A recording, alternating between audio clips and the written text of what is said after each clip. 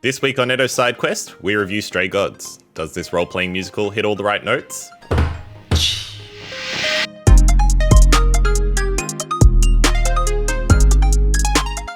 Hello everyone and welcome back to ETTO Sidequest, episode number 3.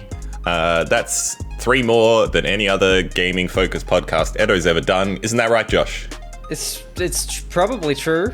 Yeah, it is. Yep. I mean, I guess Hyrule was gaming-focused. Oh no. Broadly gaming-focused. We ruined it already. I've ruined it already. Damn. It's over. I really need to come up with a consistent intro for it, but likely I never will, and it'll just be as crazy as it is every week. Every second week. Because I keep saying every week in these as well, but it's not that. Yes.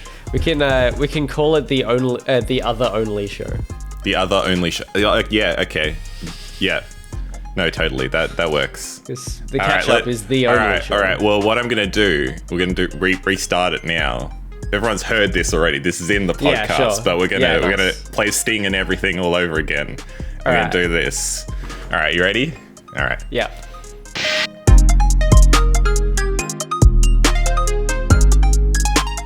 Hello, everyone, and welcome back to ETTO Sidequest, the only other show dedicating. I messed it up, Josh. It's fine. It's the other only show. It's fine. It's fine. But we've got it now. For future ones, we've got it. And this is a fantastic start to all the side quest goodness that we're putting in your eyes this fortnight. It doesn't sound as good this week. It's not as great. And no. There is also audio versions of this. So the audio people are listening to it through their eyeballs. I can only assume. That's how I listen to stuff. Don't you listen to stuff through your eyeballs? I try not to. I've heard it's bad for them, but we'll see. Yeah. I was playing a game this week and literally had to stop because I didn't have my glasses and the screen was too far away and I couldn't read anything. Oh dear. We'll talk about it. Yeah, you and I are not blessed with perfect sight, that's for sure. Unfortunately not. I wonder if that's anything to do with the fact that we both spend our entirety of our work days in front of the computer. Maybe. That's not what this podcast is about, Josh. No. This podcast is about video games, which you can play on a computer or a console, and we might be talking about a video game that we've played on a computer or a console later in this podcast, and that video game may be a game called... It was mentioned at the top of the podcast. It's called Stray Gods. Yeah, there we go. A role-playing musical? I think it's Stray Gods, a role-playing musical. The role-playing musical. Well, and I guess that's important because it is the only one of its kind. That was the thing they were touting this as. This is the first thing of this kind. Wasn't there another musical game that recently came out as well? I guess it's the role-playing musical. It's separating itself from any other form of media that is called Stray Gods. That's true. Another thing could be like Stray Gods, the movie. This is Stray Gods, the role-playing musical. There's no other role-playing musical called Stray Gods. That's true. Is there a movie called Stray Gods? I don't know. Probably.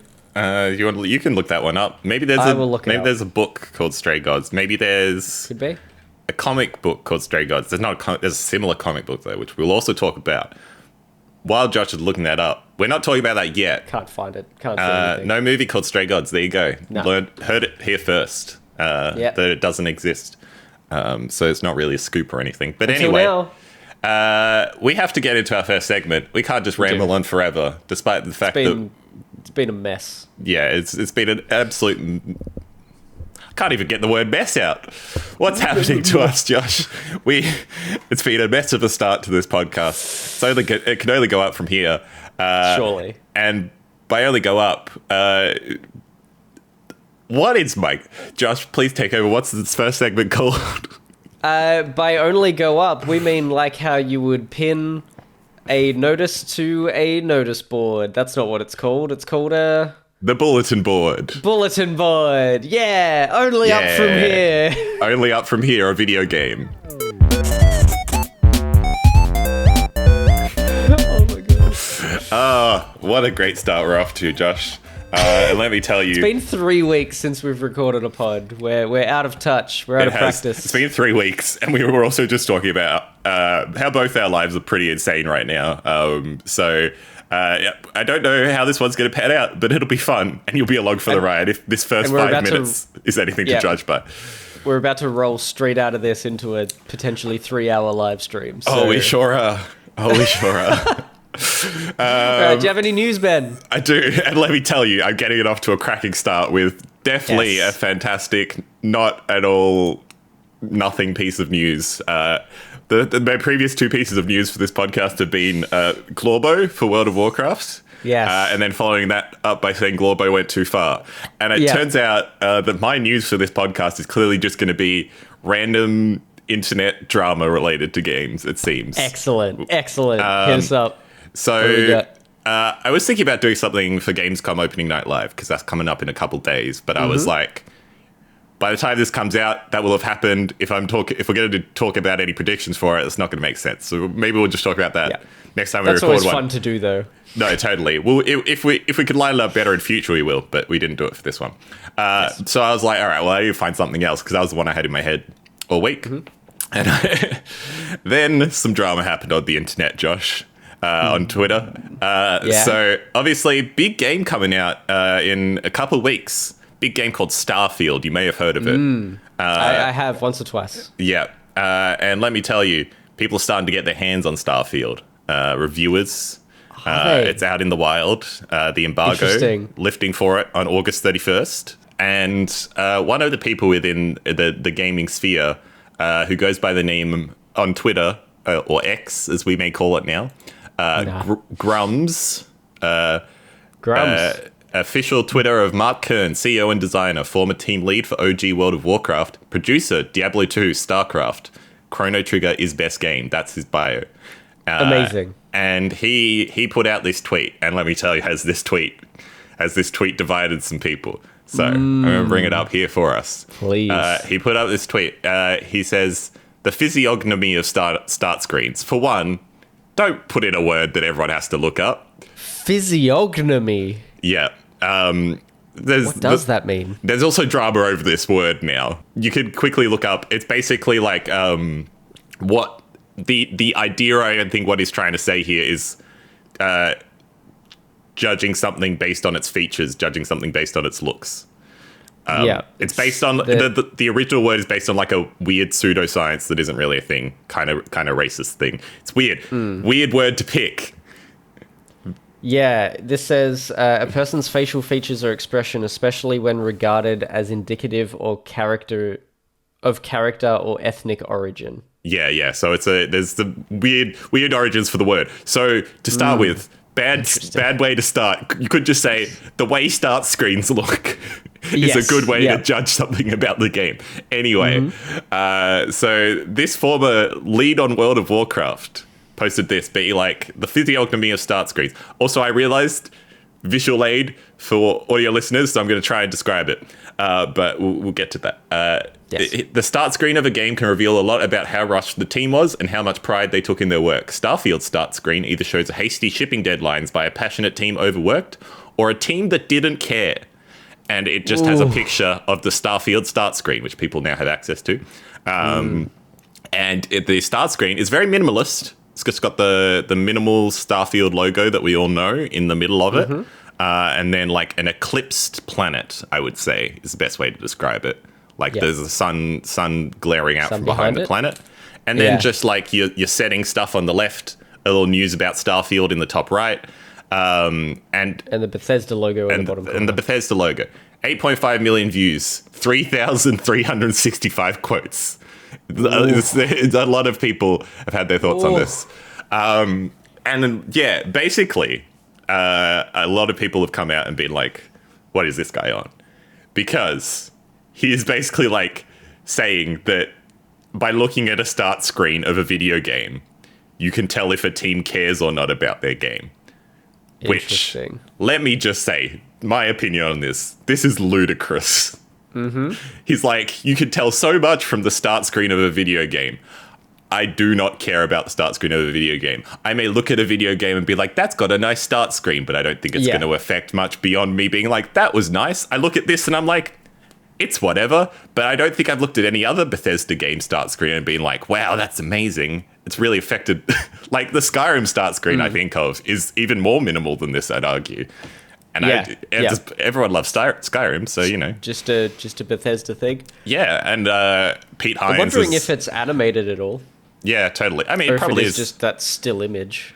Yeah. If it's animated, then it's great. Like, it's really pretty. It looks pretty now, but if it's animated, it'll be even nicer. I think it's fine that it's minimal rays. For sure. And Pete Hines has like since replied to this and been like, come on, bro, acting like the team doesn't care because this is how the start screen looks. Like, it was a very intentional choice we made. And it's like, anyway, basically, it's pretty incredible to me that this guy has come out, and especially with the pedigree he has, and kind of taken authority and been like, yeah, you know what?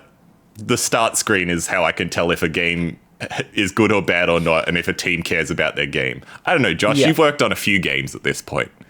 If someone came up to you and were like, I loved your game, but the start screen, you just didn't put a lot of effort into it, what would you say to them? I literally had that happen in my first year of Did you really? Amazing. Because we did not put much effort into the start screen because we spent all of our time trying to make the game good. Exactly. That's a lot of people's response to this, is they're like, we'd rather the game's good than the start screen. Yes, exactly. Yeah. Yeah. We just, we didn't do much on our start screen. I think it was just like a shot of the world, the level that we had, and it just like rotated around it, and there was some menu items on the side. That was pretty much it. Yep. We didn't do any cool fonts or anything either because Yep. Totally. But yeah, that. And how did you feel about that? Had that happen? I was pretty much like, the hell, man. Like, I was kind of like, yeah, we could have put more effort in. Yeah. Yeah. But totally. The game wouldn't have been as good. So. Yeah. Yep. Yeah. I think that's a reasonable response. Anyway, that's the internet drama of the week, everyone. By the time this comes out, it might have passed, or people might still be arguing about it. I don't know. This has been the last couple days kind of things when we're recording this on Monday. So, like, this is one of those classic things of someone thinking they come from a position of authority. Clearly, this guy has a big background, and then being like, I'm going to say this thing, and everyone's going to agree with me, and then people did not agree with him. And he has doubled down. So if you want to follow this drama, it's on Twitter, it's on X. That website's a mess at the moment, so maybe you shouldn't follow it. There's probably articles about it.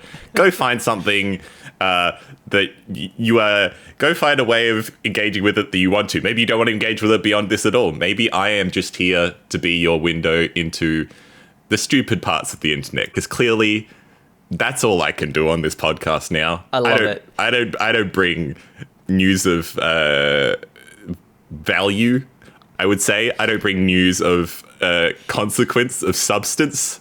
I'm just here for the petty internet drama. And honestly, maybe I'll continue to do this. When we created this podcast, we were like, we don't want to get deep into the nitty gritty news and stuff. Yes. And so maybe this is just what I do now. Maybe and it's something Will and I always talked about, because whenever news drops on the internet, big news, the important stuff. Yeah. The people that listen to this, and anyone, like, you know, people in our Discord and stuff, and anyone who would be remotely interested in this podcast is on it. They know it already. Exactly. They know it straight away. We can't be timely because we have jobs. Exactly. So we're finding the fun stuff to discover. That's what we do on the catch up. Just funny things that people might not see, might overlook. Yeah. That's sort of. If there's big enough news, we'll break it down. It might even be our main segment. But I think it's fun to do little bits like this. I'll link this in the description for anyone who wants to go directly to the actual tweet. But I think this is just a symptom of the world we live in, Josh. And that's all I have to say. Stop caring about frickin' menu screens. That's my final word on it. Play the game and enjoy some stuff. Starfield's going to be good, I'm sure it is. And I'm sure none of us will care about the menu screen, except this guy. Anyway, Josh, would you like to do your news before I keep talking about this freaking menu screen? I have a very, very small bit of news. Will messaged me last week, and he said, well, this is different. And it was that Assassin's Creed Mirage has gone gold and therefore is releasing a week earlier than it was intended to. Well, it sure is, Josh. I did hear about this. Yes, it's being released on October 5th. Yep. The day before PAX weekend. Thank you very much, Ubisoft. I'm not mad. Yep. That's 1 week before its original release date of October 12th. Yep. Which would have been much more convenient for us in Melbourne and around Australia going to PAX. Yep. I remember the last time a big game release happened on PAX, it was Red Dead Redemption 2. And I think because of that, I have never played that game. Because I think I was planning on doing it, and then I never got around to it because I didn't, organize to play it that weekend or anything. Yeah, I think Mario Odyssey did in 2017 as well. It's because that's October. It's always October, November. It's just this horrible, always very busy time for when games come out. Because I remember hearing that Odyssey was good, and then being at my first ever PAX, and I heard through whispers that I think some random booth was selling Mario Odyssey that was in there. It wasn't Nintendo related at all. It was Centacom's booth or something, some random computer stall was selling Mario Odyssey, and they only had a few copies, and I managed to grab one. Yeah. 27th of October, that checks out. That is around when, because PAX used to be a bit later as well. Yeah, for sure. Yeah. So, yes. So that's my news. That's it. I have nothing else because that's as much as totally as much as needs to be said. I mean, there is a little bit. So there is a little bit more to this that I can add. Just a bit of extra context. Please. This is a little bit of. This is a news bit that I have been aware of. Probably, if I'd thought about it, would probably be a better piece of news than what I brought. But anyway, I brought what I brought. We moved on. It's fine. We're here now. But this is kind of a symptom of a bunch of games have been shuffling their release dates around this year to get out of the way of other things. So first up, we had Baldur's Gate, big game, which I'm going to talk about in a little bit. Little sneak peek. That moved to the start of August. They were like, the game is ready on PC, so we're going to move it to the start of August. But they're also like, we know there's a lot of big games coming out. We're making some space for that because it's a big game. We want you to play it. So we're moving it to the start of August. And then, so that was kind of the first one of those. But then the dominoes have really started to fall because now October, in the middle of October, specifically when I think Assassin's Creed was supposed to come out, there's this chunk of games. There's Assassin's Creed, Mario Wonder, which is coming out 20th of October, Spider-Man 2, which is coming out also 20th. October 20th. Yeah, they're both coming out the 20th. Yep. And then Alan Wake 2 was also supposed to come out, I think, on the 18th.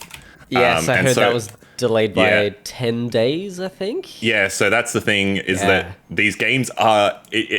at first, it seemed like games were moving... They weren't officially saying we're moving to get out of the way of it, but the big one was Alan Wake, and I think Assassin's Creed might have also mentioned it. Assassin's Creed... Oh, no. It was because Assassin's Creed did it first. This news came out where they were where we've gone gold, we're releasing the game a bit early. And everyone was like, well, that's cool, but it's also probably because you want to give a bit of space, which makes sense. Yeah. And then the developers of Alan Wake 2, Remedy, also then came out and were like, yeah, we're delaying this to October 27th, a week later. And they were literally like, it's because we know you'll be playing other games. And I think just flat out acknowledging it is awesome. Just being like, there are so many good games coming out this year. We've talked to death about it. We'll continue talking to death about it. But especially in that period of time, all 4 of those games, Assassin's Creed might pan out to be the worst of them. And that's not having a go at Assassin's Creed. That's just the pedigree of the other 3 that are there. Totally. And it's if I was Remedy, I'd be like, sure, let's give everyone a week to play Spider-Man, because that's probably what a lot of people need.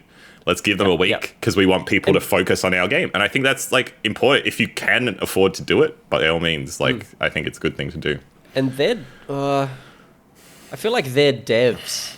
If their game's ready by the original release date for Alan Wake, for example, their devs will probably want to be playing Assassin's Creed or totally, Super Mario. Totally. So like, get up to that point, give them a week off before they're needing to do like heavy maintenance. Yeah, I agree. And I think it's equally important. Like, it's probably important from a sales perspective. That's probably largely the reason they've done it, is they're looking at it and they're like, if someone goes to a shop, I'm acting like people go to shop. People buy stuff online mostly. Alan Wake 2, you can't even buy physically.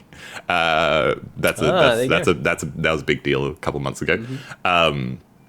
But people like sit down on that weekend and are like, well, I want to buy one game. I can buy one game this weekend. Which one am I going to be? Is it going to be Mario? Is it going to be Spider-Man? Taking your game out of that equation, even if it's pushed a week later. For some people, that if you get paid week to week, for example, that's a big enough deal that you're like, oh, I can do that next week, but I can't, you know?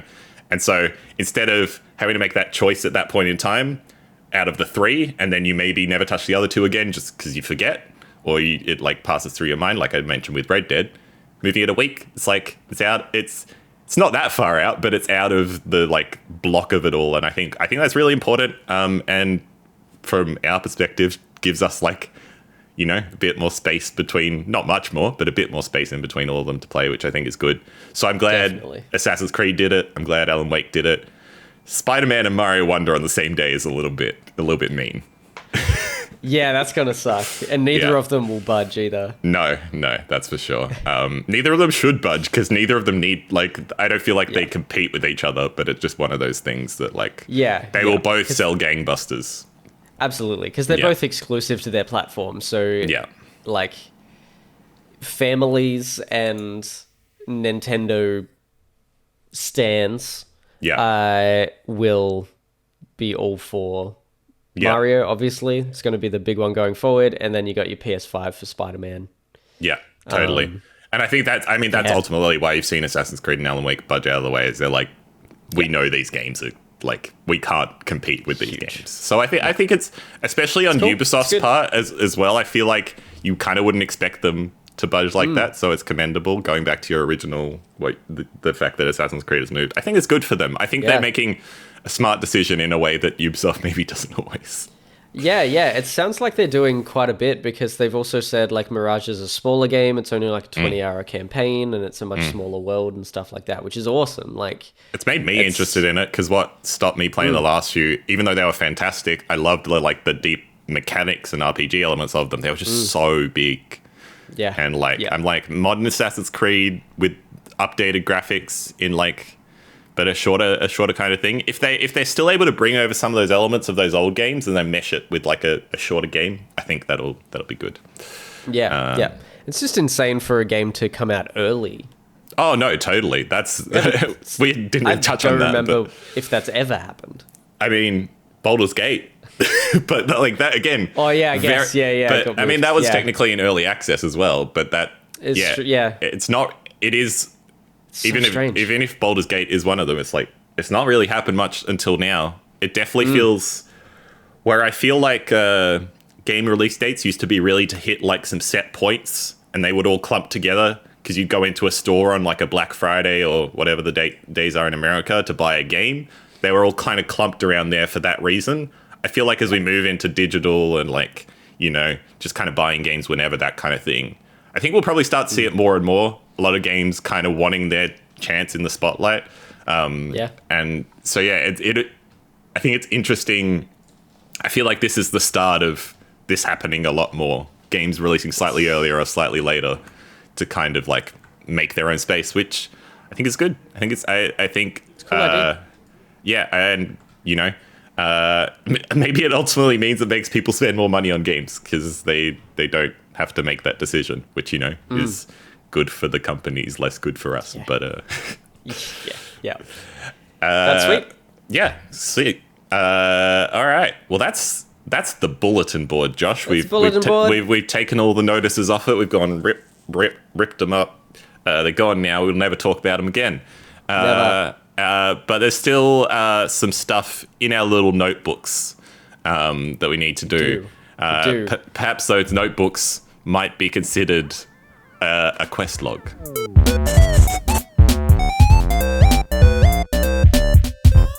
That was a much better segue than earlier.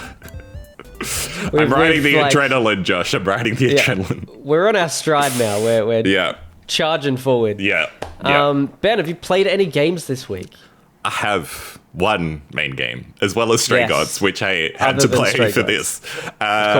So it's actually been 3 weeks since we last recorded this. And in those 3 weeks, Baldur's Gate has released, as I mentioned. Of course. And my goodness, Josh, this is the only game I can think about. So much so that it took me till today to really get to Stray Gods. I'll have some footage going on in the background here for everyone, but it's just kind of the start of the game, so I'm not really going to talk to it too much. But Baldur's Gate, we've talked a lot about Zelda, you and I. We even had an entire podcast about how good that game was and how it was so impossible that any game could ever reach the heights that has in this year, let alone maybe in all time. Currently, Baldur's Gate 3 is sitting at, last I checked, 97, could be 98 on Metacritic, which is absurd. That is absurd. To be clear, I think most of you who are listening to this podcast probably know what Baldur's Gate is, but to be clear to anyone who maybe doesn't, who is living under a rock, because this is all anyone playing games is talking about right now. This is a nerdy-ass game. This is a nerdy-ass game. It's based in the D&D world. It's got D&D mechanics. This is like the nerdiest of nerdy games. Larian Studios, the developers behind this, the original game they played was Divinity Original Sin. The original game they made was Divinity Original Sin, and then they released a sequel, Divinity Original Sin 2, which was highly lauded. The year it came out, I can't remember which year it came out, maybe 2017. It was like nominated for Game of the Year awards, but obviously I think that was Zelda year. It was around that time, and there were a lot of good games coming out around that time, and it was kind of, it was a D&D game. It was like a classic RPG, top-down RPG, but it wasn't officially D&D. It was D&D without the backing of the people who make D&D, Wizards of the Coast or anything. So it was like, we're going to make the best D&D game possible without it being that officially. I played that game. I loved it. It is fantastic. Highly recommend, if you're enjoying Baldur's Gate, go back and play that game as well, because it's great. But basically, after the success of that game, which I would say was more critical success, probably not sales success, because I would say it didn't really get that far beyond the people who are into these types of games. Larian got contacted by Wizards of the Coast, the people who make D&D, and were like, do you want to make a new Baldur's Gate game? Which is obviously a very storied franchise in gaming, goes back to the early days of PC gaming. And Larian was like, we haven't made a sequel to these in a long time. Do you guys want to make one? You've made basically the best D&D game that isn't D&D. Do you want to just make a D&D game for everyone to play? And they were like, yes, we do. And so this little team, they're quite a small team, actually, from the research I've done, has made possibly one of the greatest games of all time. And I don't take those words lightly, because Zelda came out this year. But totally. I'm hearing this a lot about how good this game is. Yeah. And how much this is going to be in a year where we have Spider-Man, we have Zelda, we have Starfield. Yeah. That this is potentially and very likely going to be at the top of a lot of people's lists for the year. Yeah. So I will talk about those other games here. I'll talk about my experience with the game in a bit, but that is the main thing I think I wanted to talk about in this podcast, which is just the fact that you and I think most people, thought Zelda was untouchable. We all agreed 2023, incredible year for games. Probably the best year for games ever. That is definitely going to be a topic we do later in the year, is how does this stack up? I think that'd be great to talk about. It seemed a little scary at the start of the year, but totally. Now we're here. Yeah, It's insane. Totally. It's insane. But we thought, okay, a lot of great games: Star Wars, Jedi Survivor, Final Fantasy, Dredge, all these great games, but none of them could stack up to Zelda because that game was just incredible. Freedom it gives you. And I think the biggest the biggest reason this stacks up to Zelda is in the similarity of the freedom this game gives you. It has a story, and it, like, very much is like pushing you along to do that main story. But obviously, the big thing about D&D is it is in your mind. It is you trying to solve problems in any way you think you can, and like trying to be as creative as possible in solving problems and not just going into everything and fighting everything. And that is so hard to translate into a video game. I'm sure you can very much appreciate that as someone who programs video games. Yeah. The fact that you have to program stuff for it means at some point you have to draw a line and be like, the player can't do this, the player can do this. And Correct. What is so incredible about this game is, despite the fact it has all these inbuilt stories, that the game, it's got the main story, it's got a bunch of side quests that it's kind of like pushing you towards, you somehow still feel like you are making it your own D&D story, and you have control over it in a way that you probably don't actually have. A lot of like it's incredible to think about the fact that a lot of the things you're doing in this game, Larry and the developers have probably accounted for, but it seems so ludicrous to think about that because of the fact that there is just so many different ways you can approach everything. The way the decisions and the approaches you do take have genuine permutations for later in the game, affect stuff so like genuinely going forward. And it's just like, I don't know how much more to say beyond the scale and scope of this game is like unfathomable. And the fact they made this in 6 years is like, I don't even know how they made this in 6 years. Yeah. It's like, it sounds like a long time, but it's really not. So I've been playing this with my friend Matt, who we've been streaming Diablo with, because you can play it. That's the other thing. Right? You can play this entirely by yourself with like, you get characters that join your party, or you can play this in co-op with up to 4 people. So you can share this experience with other people, and it has some jankiness, as an RPG of this size often will. Like, we talk about Bethesda RPGs having bugs. This game has a lot of bugs. But like, it still works so damn well. You still can kind of have your own stories within that. You can have romances. You have different relationships with your companions. Like, you don't just have the same ongoing relationship with each of the companions. You can have different ones within the players playing. The companions themselves each have these massive storylines that you can go down that technically aren't even the main quest, but then also massively affect the main quest. There's little tiny, sometimes you'll pick up a note, and that note will lead to a little tiny side quest that is just as good as any other writing in the game, but is only a mini little side quest. And maybe that's all that mini little side quest is. Or maybe later down the line, you learnt that person you saved from that mini little side quest is actually super important. And it just keeps happening. That's crazy. It's so nuts. I'm currently about, I think I've probably played like 50 hours of this over the past few weeks. Matt and I are literally like, we have lives to live. He's studying a master's. I'm working and doing a bunch of other stuff at the moment. I told you guys earlier, I'm busy. Every moment we can try and find to play this game, we've just been like, do you want to play it? Do you want to play it? It's been like 9-10 p.m. at night, and we're like, do you have an hour? Do you have a couple hours? You just jump into Baldur's Gate real quick. And it's not because like, it's just purely because every time we like leave a session, we're like, oh, that was so good. And like, we might message each other afterwards and be like, wow, that was a really cool story. And it's just the desire to like continue on with that we're now like having to like draw ourselves limits of like, all right, we're getting on, but we're only playing exactly an hour and we have to stop at this time, because it's one of those games that you will just get lost in so easily.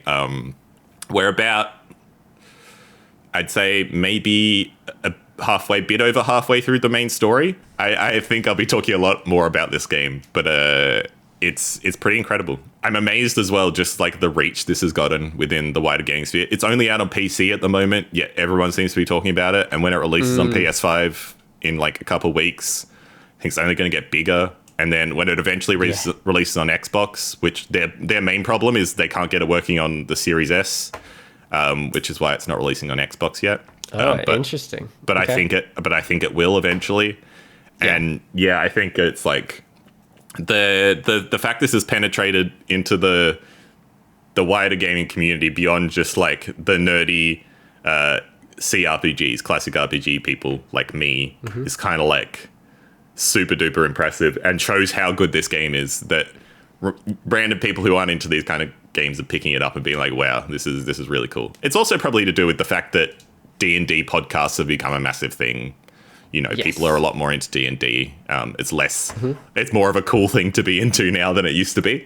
Well, you got the movie now, you've got Stranger Things that's probably up the popularity as well. Yeah. A whole bunch of different factors. And just also the fact that they revived Baldur's Gate, a long dead franchise. And I haven't played the original two, but by all accounts, this like is genuinely continuing on that story and stuff in a good way. But also, you know, it makes sense for me as someone who hasn't played the previous games. I think it's like, there's so many layers of impressive to this game, Josh. And similar to Zelda, I just don't understand how it works. Like, there are some frustrating bugs we've come across, don't get me wrong. And the biggest criticism I have of this game is its save system is goddamn archaic. So bad. Yeah, it has like quick saves, but the quick saves are not set on a timer. They're just set at like particular events you come across in the world. So you can go like multiple hours without having a quick save, an auto save. Okay. And then you can quick save pressing F5, but it's a thing you have to remember to do that. So like Matt and I have lost multiple hours of like content because we haven't saved recently enough. But it's a testament to the game that every time that's happened, sometimes we've like, all right, that's it for the night. But we've always come back and done it again. And often because it's like all based around dice rolls and stuff. You come back, do it differently, get a different outcome. And you're like, oh, that's really cool. I think they also said they recorded like, can't remember the exact number, but an absurd amount of voice lines for all of this because it's D&D, and so characters have speak with animals, so you can talk to any animal in the world, and they have both animal noise voice lines and actual voice lines if you can't speak with animals.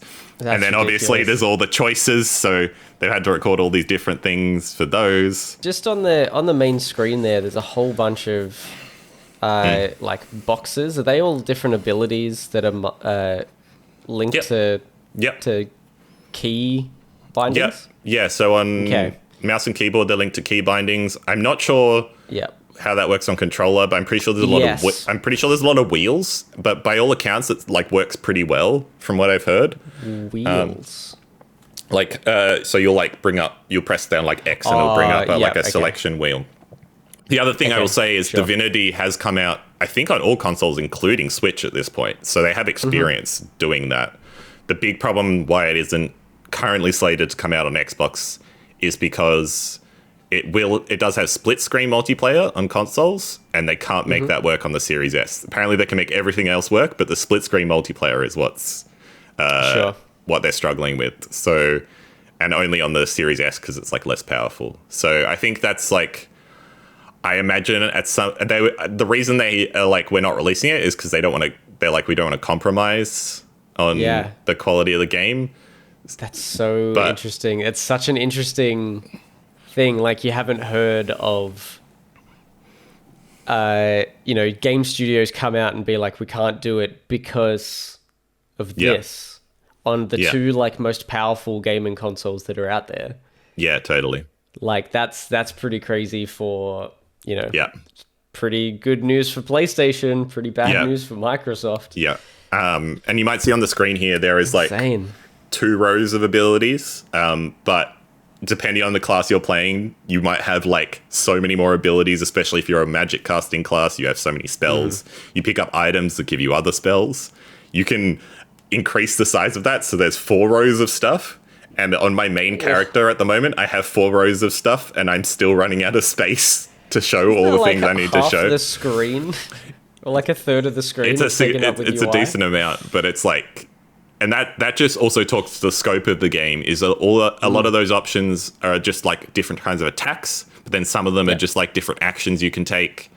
And so there might be like throw one of the specific attack options is pick up an object in the world and use it as an improvised weapon. And, you know, there's like all these different kinds of permutations and crazy stuff.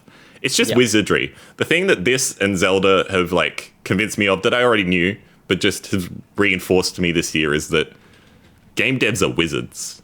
They're the closest thing we have to that. Them and like 100%. Probably quantum physicists are the closest things we have to wizards in this world. Because like I don't know how any of this works, but it does. Yeah, this level of stuff, knowing like some of the games that I've worked on and am currently working on, and how much of a struggle that is to get those to run at a good frame rate. Yeah. This is wizardry to get this to run at that sort of level with the amount of choices and the amount of things that are being rendered and the quality of the things being rendered, like the polys on screen and stuff like that. It's nuts. Totally. I mean, that's the other thing. For a top-down RPG, the game is like fully voice acted, so you will see, you go into like a one-on-one like screen with the character, like a close-up, and whenever you talk to someone, and that is like, you know, that still looks beautiful. It's probably not like the prettiest looking video game ever because of the nature of what it is, but the facial animations are better than any Bethesda game that's come out, and will probably be better than Starfield. You know, better than, I'd say the facial animations are better than Final Fantasy, which had some pretty good facial animations in some spots. So it's I don't know, it runs very well as well. Like, again, there's been some bugs that we've encountered, which you just inevitably are going to with a game of this size. The other thing with all the voice acting too, that's like a large, I feel like a game that I worked on a couple of years ago nearly doubled in size because of audio clips. Yeah. Because audio is huge. Yep. When there's that much audio, especially, you know, every character has so many different audio clips. Yeah. Every every animal can talk, all that sort of stuff. Like that's an insane amount of audio, which means an insane file size. Yeah, it's a majority. It sounds like a majority of the game is probably audio in terms of file size. Yep, 100 and it's definitely 100 gigabytes. It was definitely at least 100 gigabytes, and looking at the Starfield download, that's around 130 gigabytes.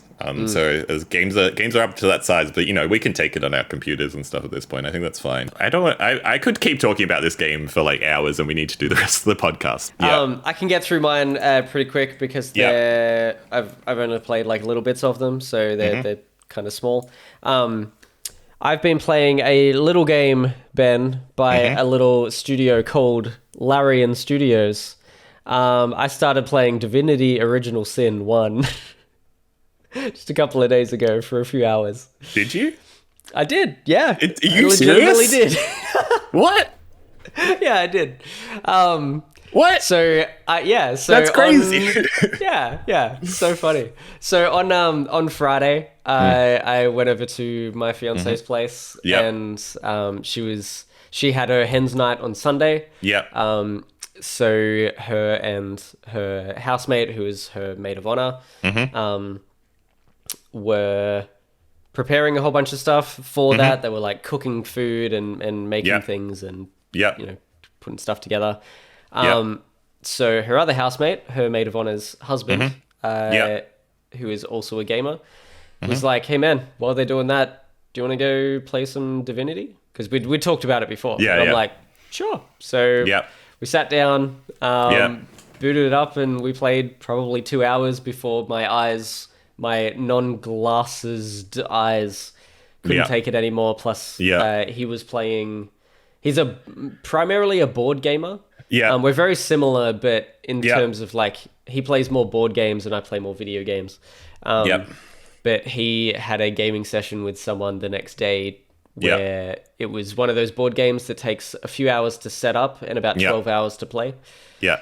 So he was like, "I've got to go do that," and I'm like, "I can't even look at the screen anymore, so that's fine." These are very intense games to look at. There's a lot of information you're taking in. Yeah, 100%. So, so I played a bit of that. it's really fun. I'm keen to play more. We're playing local co-op. Yep. In that, which was cool, and yeah, I'm keen to play more. I've got to remember to take my glasses. Yeah. But I feel like this is a game that will take us a very, very long time to get through because if we're only playing a couple of hours at a time, while I happen to be over at his place and we're not planning to do something else, it's going to take a bit. But Totally. But yeah, I enjoyed what I played. That is crazy. This is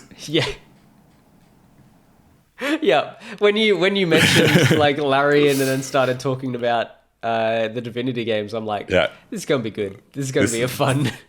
I am shook. I don't know why I'm so shook, but it's just it's so funny that I spent all that time talking about Baldur's Gate and talking about Larian games, and you just kept silent. That's brilliant. That's great. Yeah, I've never played the first one. I've only played 2 and now Baldur's Gate. But I was just looking at some footage of it now, and it looks a lot like 2, and the best parts are 2, and Larian are masters of this genre. They got a 9.0. Yeah, they know what they're doing. Yeah. None of their games are reviewed badly. I don't get how they keep making them. I'm shocked. I'm shocked. Very good. I'm shocked at your revelation. I'm shocked at Baldur's Gate. I'm shocked at everything. So my eyes twitching, and I've got to do another. I've got to do a stream after this. That's it. I have one more thing. It's not as shocking, but I'm sending it to you on Facebook now. Yeah. So I've been playing Session, a skate sim, which I played. It came out of early access, I think earlier this year as well. Yep. Possibly. Yeah. But they've done a crossover with the Ninja Turtles. So Crazy. now you can play as the Ninja Turtles in Session Skate Sim. So I jumped in on my work PC while I was like making builds, which can take 15-20 minutes. Yep. I'd just jump into this while my computer was basically taken up doing that and nothing else to work on. So yeah, I jumped in.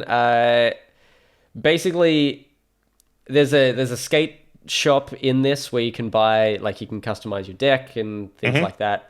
And you can buy character skins. Yeah, this is easy. My mate Sam Tabor Yeah. playing it, and it's time stamped to just when he's about to start playing as a Ninja Turtle. Yeah, amazing. So yeah, you can buy the different costumes. Each one is $500. Yeah, $500. And doing like completing a mission, I guess, in this gets you between about $50 and $100. So it takes a bit to unlock all of them. Yeah. If you want all of them, it's going to cost you $2,000. The Ragdoll Ninja Turtles, Josh. It's so good. It's so funny. Yeah. Yeah. It's so fun. Yeah. The game is just great too. Like I haven't played it since I live streamed playing it a couple of years ago. That was the birth of Big Skateboard. In early access. It was the birth of. That's true. Yeah. You also just saw there he found a manhole. a grate, like a sewer manhole. And that there's one in the game that has a piece of pizza spray painted on it. And that's the one, when you go up to it, you can then enter it. So you then enter the sewers, and there's a whole bunch of skate obstacles in the sewers, and there's a whole sick. Skate park. This is free DLC?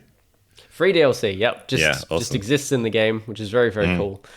So I went through, I just kept doing missions and stuff until I could unlock one of them. I think I unlocked Mikey first. And then just kept playing with Mikey. And then at some stage, I think I did a quest, or I got up to some point in the game. Maybe I got like sponsored or something, and they just gave me $2,000. So then I instantly had well over enough to go buy the rest of them. It was something like that. So then now I have all of them. I can play as any of them. Which is very cool. They all play exactly the same. Everything is exactly the same between all of them. But cool. It's a fun little crossover. And had a good time jumping in and actually spending a lot more time with the game. This week. It's very good. It's very, very good. The funniest part to me about this is that it's also like a skate simulator game, right? And like, to me, this kind of collaboration makes the most sense in like a Tony Hawk style game. The fact that this is in like a skate sim with those ragdoll physics and like, it just doesn't fit, but that makes it even better. Yes, absolutely. Yeah. It's interesting because, a lot of these like sessions and Skater XL, they're all like physics-based skating games. So the ragdoll, they both have a similar kind of ragdoll, but they're super interesting because you can do the tricks differently.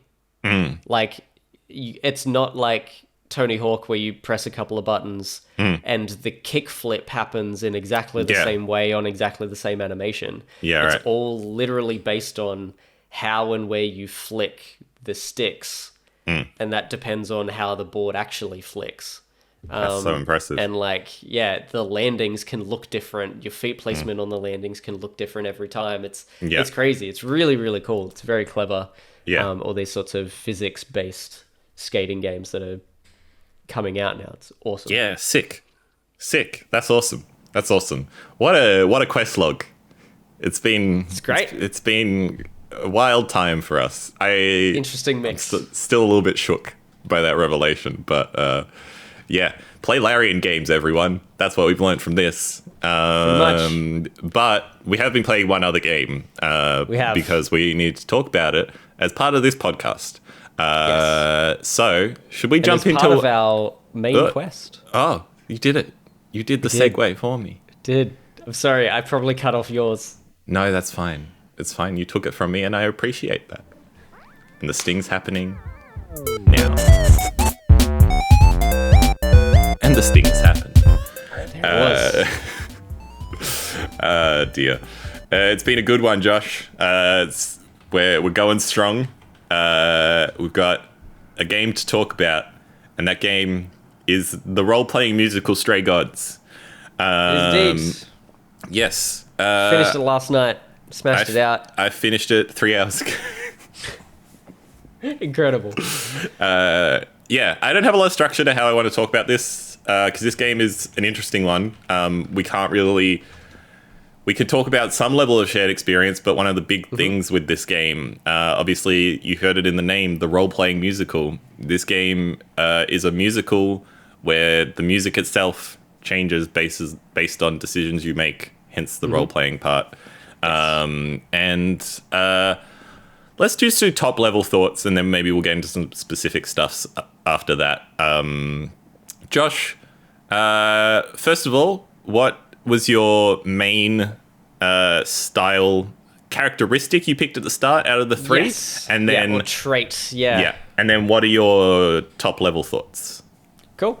I chose charming. So within the first 10-ish, 10, 15 minutes of the game, probably 10 minutes, you get to, it's partway through the first song, you get to choose a trait. I chose charming.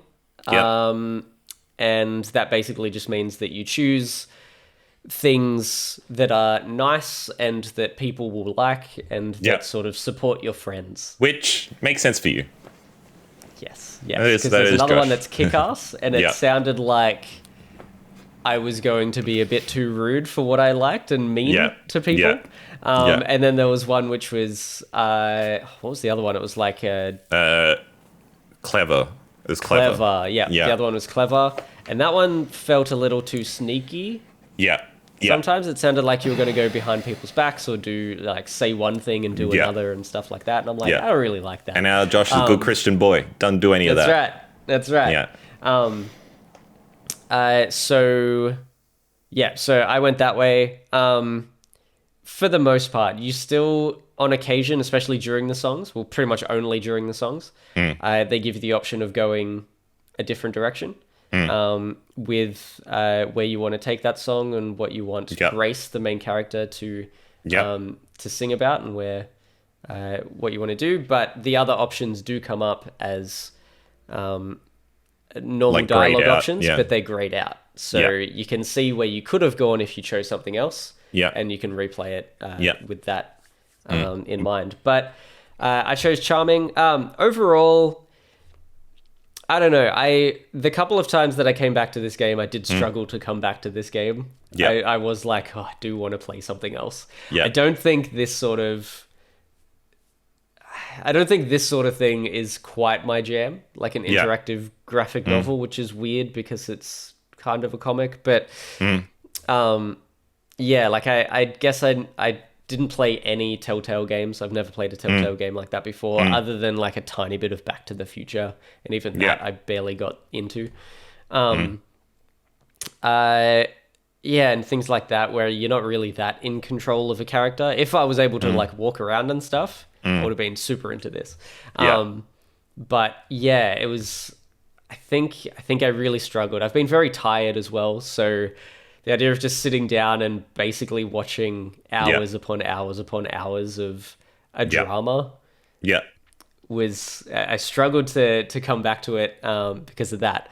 But in saying that, the mystery did keep me coming back, and I was like, I want to find out what happened. Yeah. So it was kind of the gameplay was not quite there for me, but the story pulled me through to want to find out what the mystery, what the final mystery was, and we will discuss that soon.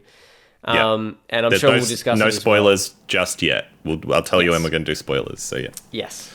But I'm sure we'll talk about it more soon. But there was audio issues. Yeah. Which is really difficult for a musical game that is almost entirely audio based. You could play this game almost entirely audio based. Yeah. Without seeing anything. And there was audio issues, which we will discuss.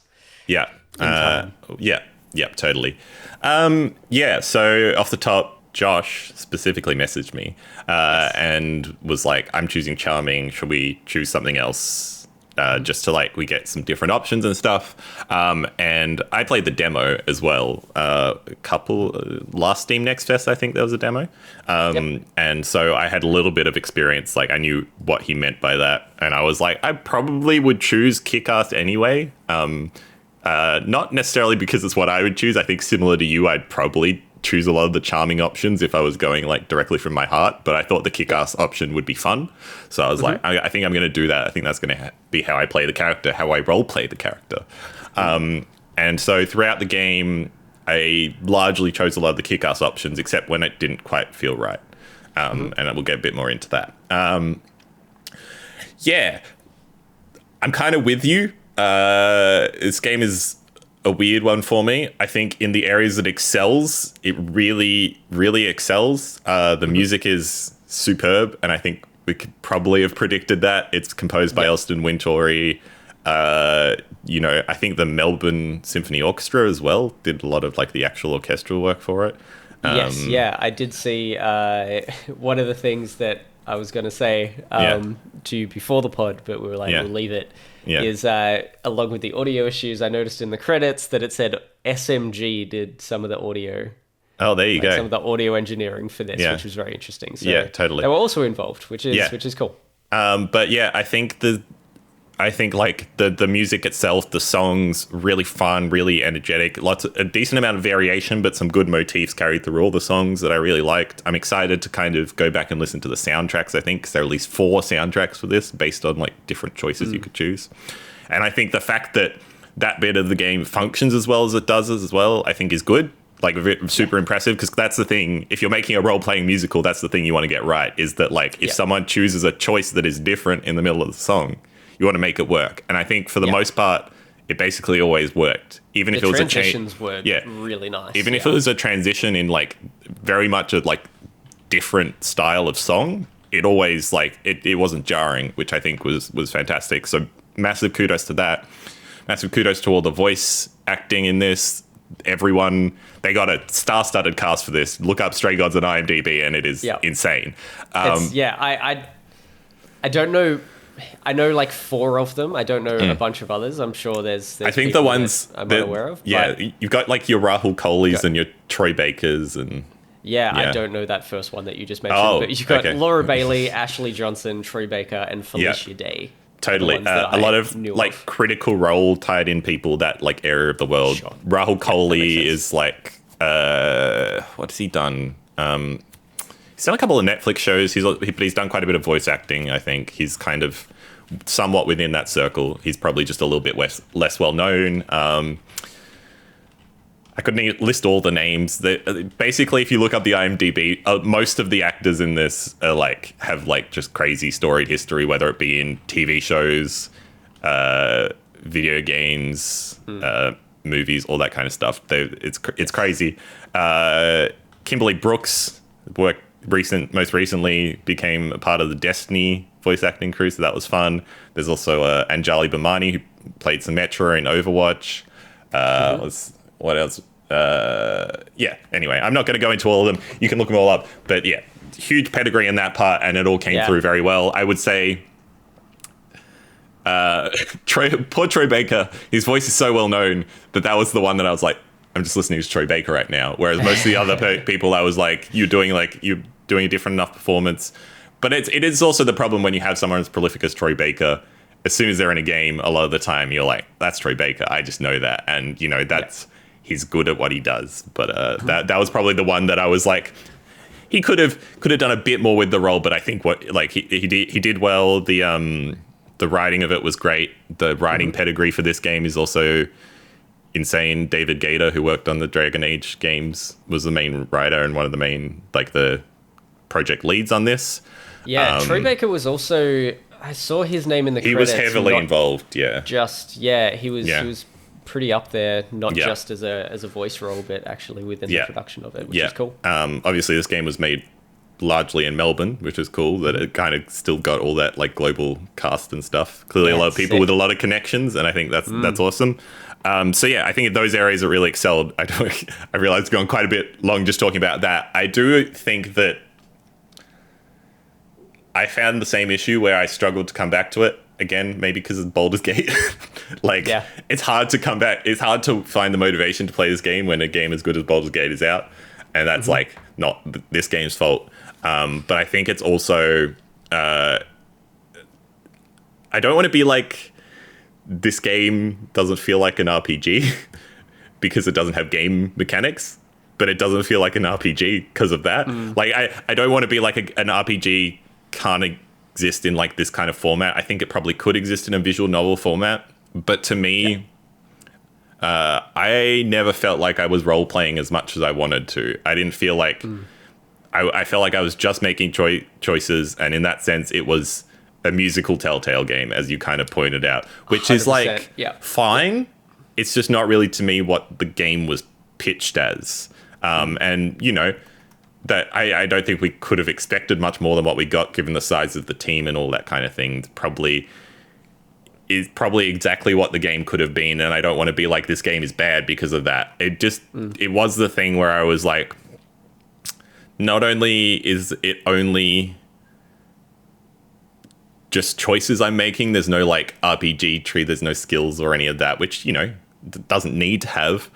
It also feels like I'm very limited in the choices I'm making, or those choices don't have that much of an impact in the sense of a Telltale game where they're having some impact, but how much are they actually changing? And again, it's horrible that this game is, I've played it right next to Baldur's Gate, because I see a game like Baldur's Gate where I'm playing it and these choices are having monumental impacts, the smallest little choices. And it's so hard not to compare them, because they're vastly different types of teams, different types of games, different goals. But I think it's just, that was my one point where I was like, it very much feels like a thing I am watching and occasionally interacting with. And, I can affect my character in some small ways, but ultimately the story and journey they are on is the same journey. And I think that it left me a little bit wanting for more. I think overall the game is good. I think it's a good game. I think by the end of the time I enjoyed it, and I think I may actually, because it's a short game, go back and play through it and find some other choices, find out some other stuff. But it definitely left me wanting for stuff. And there were a few just technical things, which we'll get into in a sec, that I think also kind of brought the experience down a bit. But for a first game by a small studio as well, I think it's pretty commendable. It's funny because I wondered how different this game could be at the end when I finished it and got the achievement that was against all odds. and the achievement description is you survived against all odds. Is there a point in this game where you could die? I don't think so. Before the end of the game? Like, it sounds like there was a different option to not I think that is. surviving the game. No, I think that is like the ending option. I think that is the one that everyone kind of got, which is like that is the thing where I think there's choices in this game that like genuinely do affect, and you can see it. I can see it in my Steam achievements. This is how I kind of know what could and couldn't have changed. Also, reading the Discord and people who have talked about their experiences. The main areas of change I can see in relationships between characters. The actual story that goes through the game is very much like the overall plot is the same. You know what? Spoilers. We're going to jump into spoilers now because otherwise we're going to be like talking around it. So if you haven't played the game, go play it and come back and listen to this later. Or if you're not interested in playing the game, you can just keep listening now. But we're going to jump into spoilers. The actual plot of the game and getting through to the end, and Athena being the one that has done the thing, is that all stays the same. But the way characters interact with you, the relationships they have with you, romances, but also just general relationships, and like I think there are some characters you can like keep alive versus having it go a different way. But I think mostly it's the interaction based. Like the character interaction based stuff that is the stuff that will change. Yeah, fair enough. I guess we should say for anyone that's listening past the spoiler section, and we should give them like a bit of an overview of the actual game. But yeah, so basically you play as Grace, who is a musician trying to form a band with some of her friends, and her friend Freddie, who plays a pivotal character as well, pivotal role in the story. And while they're auditioning, everyone leaves. There was a terrible voice actor at the start of this that just awful. The dude who was like crashing on someone else's couch. Terrible. The worst delivery. I was very worried for the rest of this game. About it's especially the stark variety of voice acting. Yeah, especially stark when the pedigree of voice acting in this game is so strong.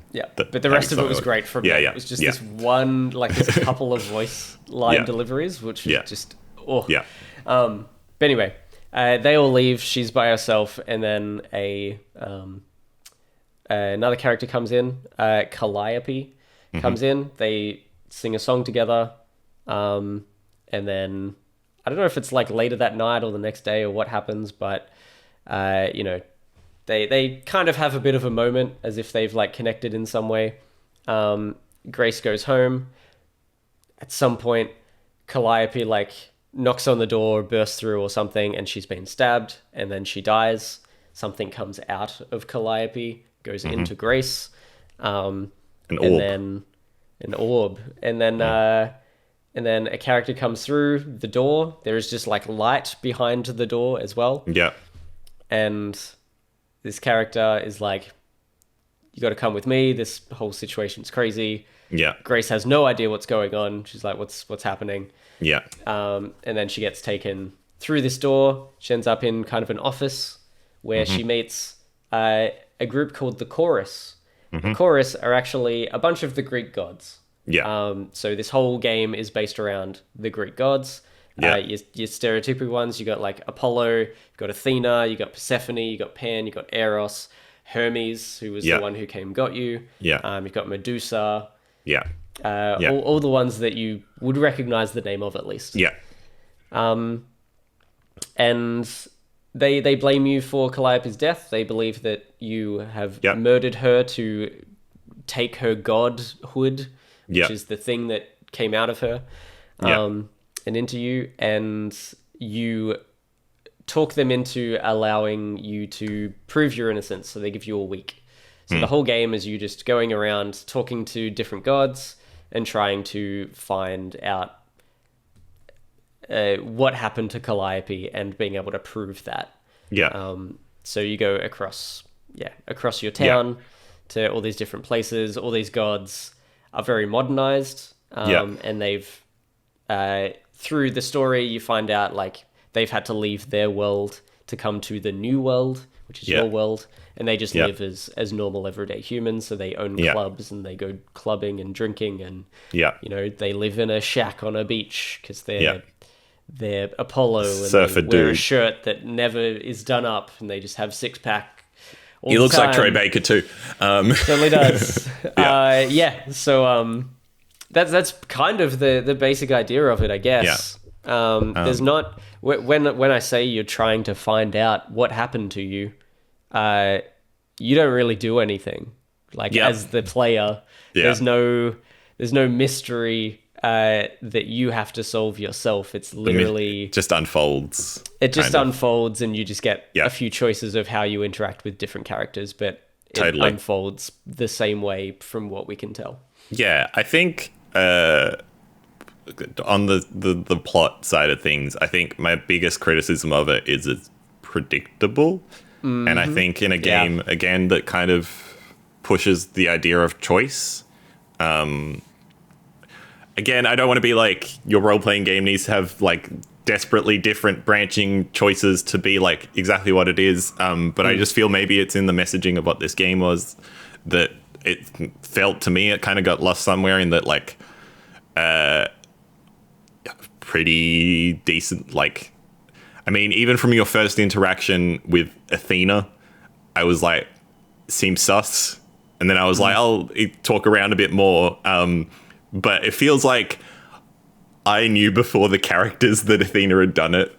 Like, or Athena had done, it was related to Calliope's death in some way. And I think that is like not good for this kind of like, it's a very much, you're uncovering a mystery. The entire game is about uncovering a mystery. And when halfway through the game, maybe even a bit earlier, I was like, it's probably Athena. Like, it makes the most sense. It's like, totally. At some point, you want the player to have that moment, but I feel like I had that moment way too early. And I feel like it's also, I had the same thing for sure. They're trying to create this mystery of like, it could be Apollo related to it, it could be Persephone or Pan, these main three characters I'd say that you're interacting with, but like at no point did I believe really that any of them had done it, even though it felt like it was maybe railroading me into, I was like very friendly with Persephone most of my time. I kind of romanced her, but didn't end up doing that. I chose an option later on. But because of that, it felt like it was kind of railroading me into thinking Pan was bad. But even in doing that, I was like, is he though? Like, they're pushing. I felt like they were pushing it too hard. Like really early on. For that to be true. Like it was within the first. Well, when you first meet him, you're like, this dude's sus as heck, and then you go to Persephone's club. And like the underworld or whatever it's called. And he's sus again, and everyone's just like, it's probably him, right? Like from that point on. It's like, this is too early for them to be saying it's probably this guy, and then it turns out to be that guy. Like they wouldn't do that. I think like maybe the way the actual like story unfolded, and it like, I guess it being somewhat ambiguous as to like whether Athena had like bad motivations in doing it. I think it was like that part of it worked out well to me. I think it was pretty well written in the sense that like when we find out that the fates, like she had set the fates upon Calliope, but it'd be because of a prophecy that Apollo had given her, and she was just trying to make sure they survived. That was essentially like what was going on through her mind. Like that, to me, that was delivered interestingly, and it wasn't just like Athena is evil twist, which I think was good. Definitely. It was. There's some nuance to how the mystery unfolded, which I thought. The reason for the death was more interesting than finding out who did it, and was more of a mystery in all. Like what happened and why. Was much more satisfying than finding out that Athena did it when we both assumed she probably did it pretty early on. Totally. And, you know, so like, I think on that side of things, again, I think overall the writing of it, like the overarching plot may be a bit predictable. The writing of it was very strong, and like the little interactions between characters I thought were good.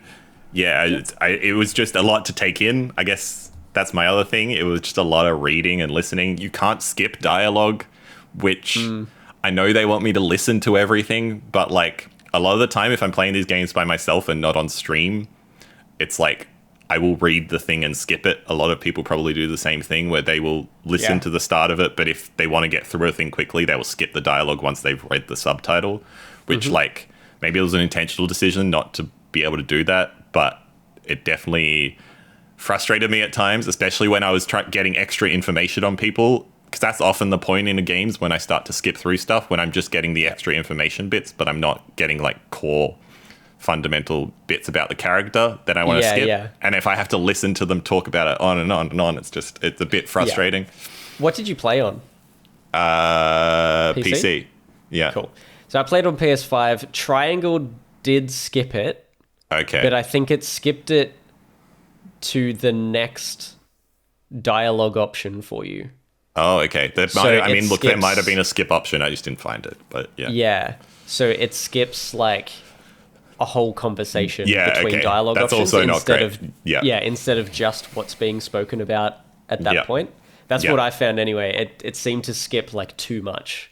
Yeah. And as soon as I felt like it did that, maybe I'm wrong. Maybe the skip does actually work better than I thought. But from what was being said when I skipped and it had a dialogue option, the dialogue option didn't seem to line up with what the person had just finished saying.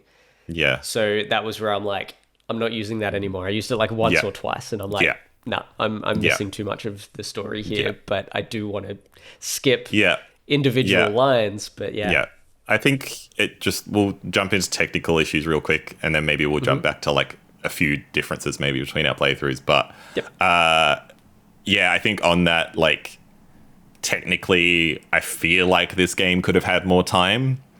I think this game, it either got delayed or it came forward as well. I can't remember which one. I feel like it could have had a bit longer in the oven. It's just the main one that we touched on earlier. For a game that is all about music and audio, the music itself, good, consistent, but the dialogue between characters, the volume, something was wrong. Like, just literally it's not that different conversations were at different tones because they were maybe trying to talk quietly. Literally different characters in the same conversations. Some are like peeking in my ears and others I can barely hear. The worst part of it, which I've seen a lot of people talk about, was when Calliope was a ghost in the underworld. She was like whispering, like... Yeah. While everyone else is talking at a normal volume, may I point out, including the other ghost. It wasn't even like just a ghost thing of like the ghost that quieter. It was like, no, Freddy's talking at a normal volume, but Calliope is not. Calliope is barely audible. Doesn't help that I had a sync issue with the subtitles during that point in my game. The subtitles were not synced up properly. Yeah. Right. And I think, again, the music itself was good, but when so much the rest of this game is just characters talking to one another, like I feel like if you're not going to have those extra gameplay mechanics that we talked about earlier, which is fine as a choice that was made, I would like if the game's going to be delivered to me in this fashion, I feel like that needs to be a lot better. And it's one of those things where it's a small team, so I don't want to be too harsh on it. But, you still have to hold games up to a standard. And I think that for some people, I think it would genuinely be an issue where they will be unable to properly decipher some of those scenes. And also just uncomfortable hearing the fluctuations within a conversation. It's just not nice. Even if they weren't like rattling my ears, it's just not nice hearing one character talking super loudly and then a character right next to them all of a sudden just real quiet. Like, and then it would go back to the person talking really loudly and they would be like soft or in the perfect level again. So it wasn't that they just had like a different character talking at a different level in that conversation. It was different audio lines per conversation. Would be different. Like the same character could have every level of volume during one conversation. It's not really an issue I've experienced with a game. That's the other thing. Like, which is I really don't think I've experienced this before. Yeah, it's really weird for a game that, like you said, is so heavily based around this. Yeah, like, there's there's not a whole lot of, gameplay. Yeah. So the systems that they've put together, I would imagine, are not that technical. Yeah, totally. There's no online play. There's no, multiple controllers. Yeah. There's no moving a character around. It's a bunch of cutscenes. It's not spatial audio either, is the other thing. Yeah. It's just making decisions and playing out cutscenes based on those decisions. Yeah. That's, on a technical level, there's not that much going on there. Yeah. And for the biggest, most important part of the game to have gone wrong on release and still not be fixed like a week and a half later or however long it's been. I feel like I haven't seen, it may just be me not following it properly enough. I feel like I haven't seen it really mentioned either. There's a pretty significant save bug, which I think they have made an effort to fix, but I'm not sure. Okay.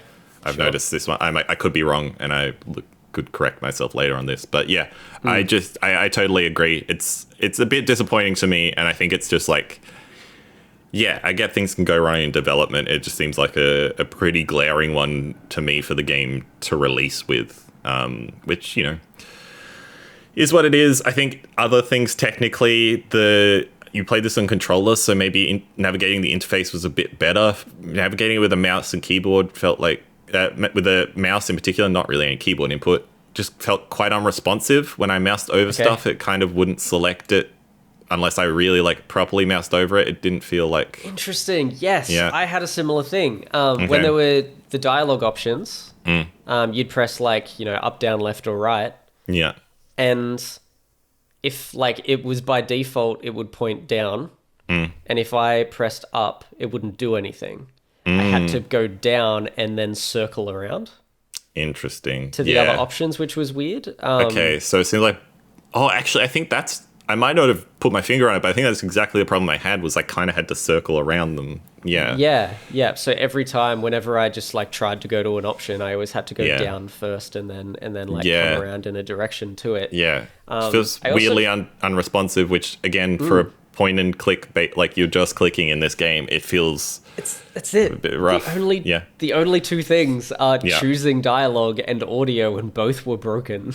Yeah, and it's I don't want to be don't release your game, but it's for me, these parts are so fundamental to the game that I'm I don't see why this couldn't have had longer. Maybe I could contract stuff. There could be a lot of reasons for it, but I wish they had spent a bit of time ironing this stuff out, because I think, unfortunately for me, this stuff did affect my enjoyment of the game in a way that I wish it hadn't. I kind of just having to clunkily navigate this interface when I'm having to click a lot of different dialogue options is that's my main way of interacting with the game. I don't think is particularly fun. So yeah, and I don't think they're that hard to fix either.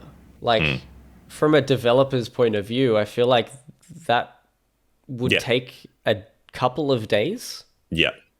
To fix that. If I'm thinking about, there's not many systems in this game, like I've said. So I feel jump into the dialogue UI system and figure out why it's not interacting properly and things like that. I think I feel like those are not that hard to fix. That's why I was interested to talk to you about this, is because plenty of armchair devs on the internet. Josh is an actual developer who has dealt with this UI stuff. Obviously every game is different, but I think it's particularly telling that you say this, because it's it seems like stuff that, balancing audio out to be the same level, kind of making sure UI is responsive, stuff like that feels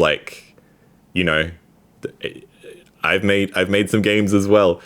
It is something that feels pretty, I don't want to say easy, but it's it's a quick thing to do, and I feel would have made a significant difference. Yeah, at least an obvious thing. It's surprising that's a better way. Yeah, that's a better way of describing it. Because sure.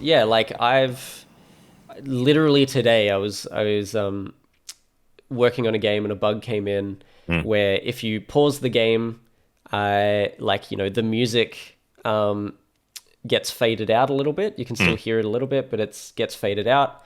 Obviously, any sound effects at the time stop.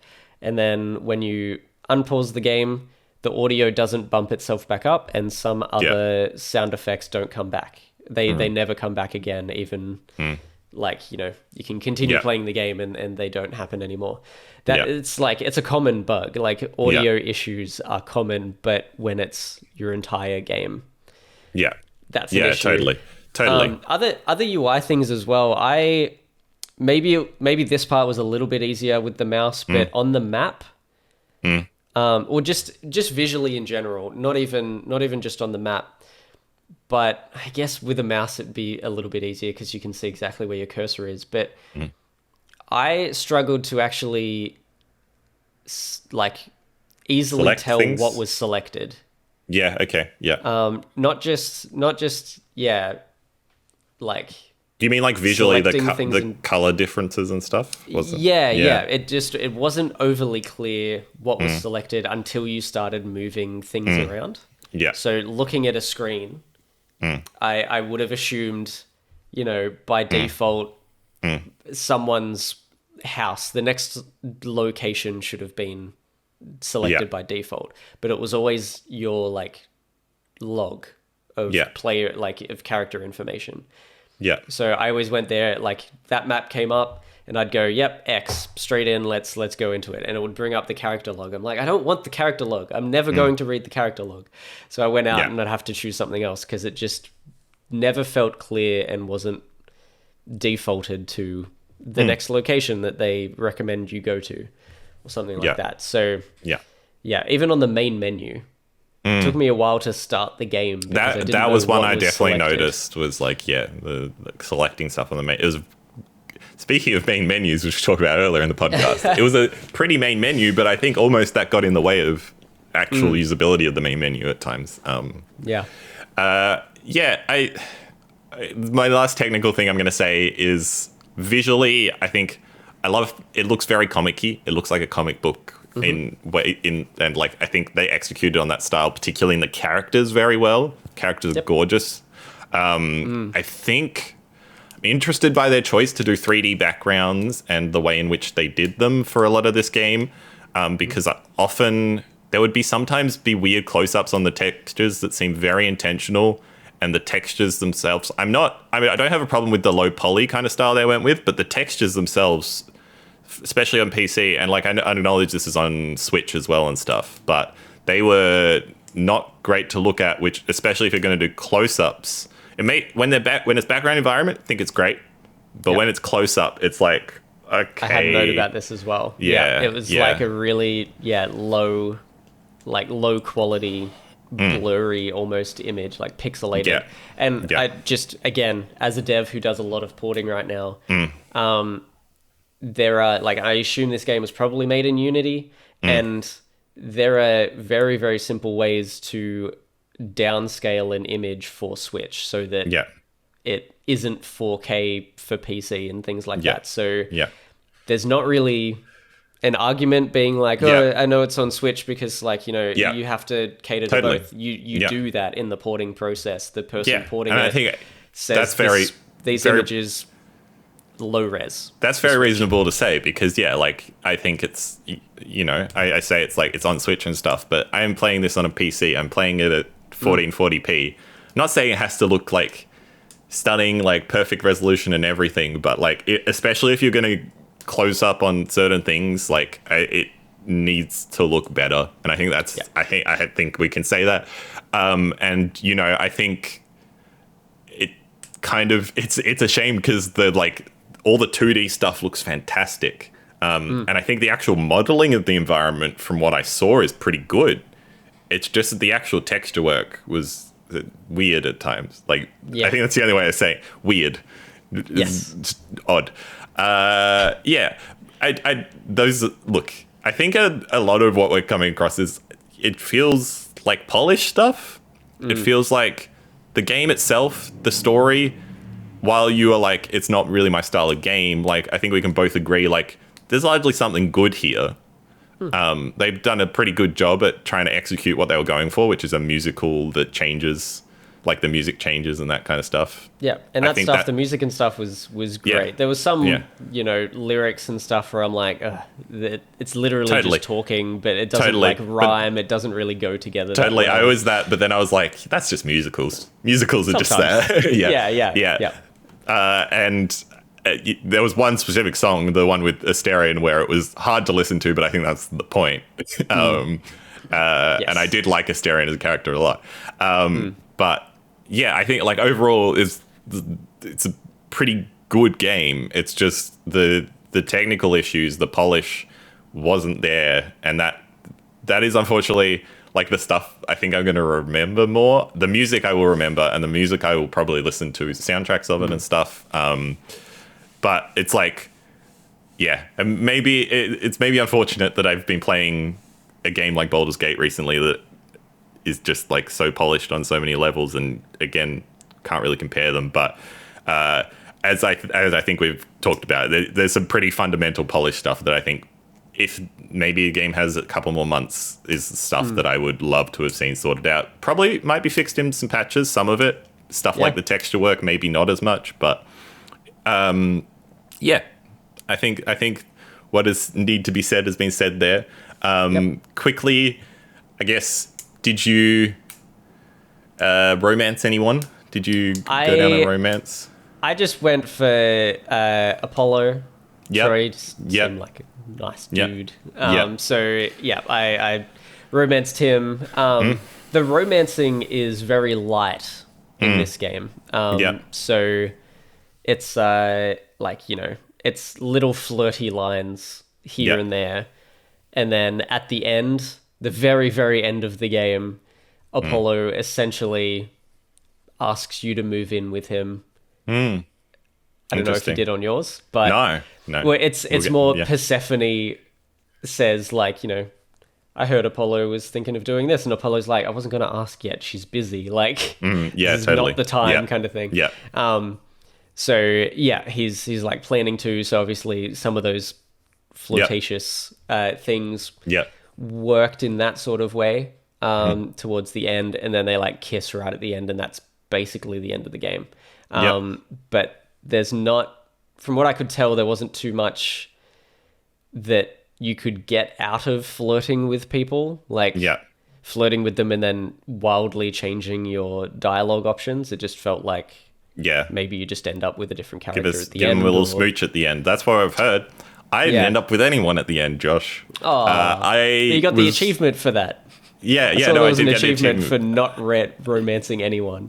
Well, okay, but no, I didn't get the achievement for that, I don't think, because I guess I did technically romance someone. I romanced Persephone. Just quick shout out, good inclusion of queer characters and queer relationships in this, especially as a non-binary person. Cool to see Hermes as a non-binary person. That was very cool. I looked up the voice actress for them as well. Everything said she for them, but I saw on their Wikipedia that they do say they're gender fluid. So I don't know. Erika Ishii. Yeah, no, totally. They what her actual pronouns were, but I'm pretty sure she's they. I think pretty fluid, and so Erika Ishii, fantastic. That was great, very cool too. Great again that they got a voice actor that is in that part of the community. I think is very important, and it was great for me to hear. I liked Hermes' character, but I was like, I'm going to romance Persephone. We hit it off in our music battle. I think it was also because I chose the kick-ass options. It kind of like the vibe was there a bit more than the vibe was there with Apollo for me. She's an intense character, so it's very like she would have enjoyed. And there was a little music, there was a little song at one point where it looked like we were going to kiss or something, and then we didn't because she kind of pushed me away, and I was like, interesting. And then later on in the game, you go down to Hades with her, and there's a point at which she reveals that she kind of led you along, and because I'd been romancing her at that point, there was a heartbreak option.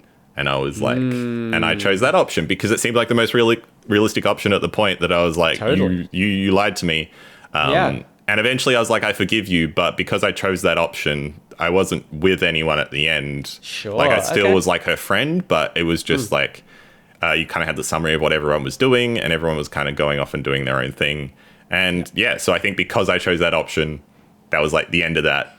Which I think is good. They at least were like, okay, you don't, even if you romance them, you have an option that if you feel like you've not been treated properly, which I did. Realistically, I was like, I think that would be the decision this character would make at that point. I was like, all right. Testament, there's something in this game that I do want to go back and play it a little bit and kind of like maybe experience what that is like, romancing, maybe finding out specifically what it is like if I don't choose that option there for Persephone, other characters as well. I think it'd be cool to see. And yeah, in terms of other main choices, I guess the main one is, how did you treat Athena at the end? I punched her. Ooh. Yeah, I don't think I punched her. I think I was just like... Yeah. I think I was pretty nice to her. I'm like, you did a bad thing. Because you can choose a second option. I think this one was actually in a song, so I think you can choose all three options. But you can choose a second personality trait later on. I chose charming as the second one. That's right. Yeah. I think I did that as well. Yeah. So did you had wait? Could you pick charming again? You could pick a second. Sorry. I was thinking charming was clever. I chose clever as my interesting. secondary Yeah, cool. So I didn't touch clever at all. I had just kick-ass and charming by the end, but I think I was like, no. Most of the time I sticked with the kick-ass option, and the kick-ass option was punch her. So I punched her, and I was like. I wouldn't do that, but I felt the journey my Grace had been on, I think was good, and it fit for her. So I was like, you know what, punched her, and then she just pissed off, which I think she did for everyone. But I did like those little bits of being able to give personality to my character. The quick thing I did want to say on that, I just remembered, is that I think that's the other part where maybe the RPG role-playing part of it for me fell flat, is the fact that you pick a personality trait at the start and you can't choose any of the other options. It feels weird to me that was because like part of the idea for me is you have the choices throughout the game to shape your character. That's how a lot of RPGs do it. And you might choose so-and-so of this option, so-and-so of this option. By the end of the game, you have one that you leant the most towards. But in this one, it made you choose one, so you just didn't get to choose the other options. Yes. And then you unless later, it was in the songs, Totally. And then you later get access to another set of dialogue options, but you never get it. Like, it's an odd choice to me, and I'd be curious to hear the reasoning behind it, because I don't think it entirely didn't work. I could kind of see it as like the character progressing, getting more confident, gaining more of a personality than the one at the start. But then on the other hand, I'm like, it feels weird that I like, especially early on, and I think this is particularly, I struggled in the early parts of this game, was because I didn't feel like I had a lot of choice. I was just clicking buttons because I was like, oh, well, I only have that one, so I guess I'll do that one. Which is, interesting decision. All right. We have gone a bit longer this one, so I think we should jump into some community stuff real quick, and then we've got a stream to jump into. I just want to super quickly say, my favorite character in this was the boatman in Hades.